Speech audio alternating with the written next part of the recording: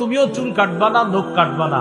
কোরবানির দিন তুমি চুল নখ কাটবা, অন্যেরা কোরবানি করলে যে সওয়াব, তুমি এই আমল করেও সেই সওয়াব পাবে।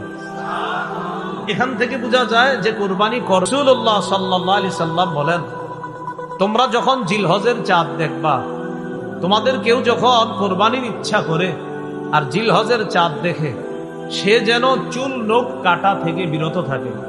তিরমিজি আর মুসলিমের হাদিস থেকে বুঝলাম, যারা কোরবানি দিবে তারা চুল কাটবে না, নখ কাটবে না। নাসাইর অন্য বর্ণনা দ্বারা বোঝা যায়, এক সাহাবী রাসূলুল্লাহ সাল্লাল্লাহু আলাইহি সাল্লামকে বললেন, হুজুর, আমার তো এমন একটা প্রাণী আছে, এই প্রাণীর এই অবস্থা, আমারও কি কোরবানি দেওয়া লাগবে? তো নবীজি তার হালাত ছুঁইনা বললেন, না না, তোমার কোরবানি দেওয়া লাগবে না। তুমি কোরবানির দিন চুল কাটবা, নখ কাটবা। বুঝেন কি বলে? তুমি কোরবানির দিন চুল নখ কাটবা, এর মানে কোরবানির আগ পর্যন্ত তুমিও চুল কাটবা না, নখ কাটবা না।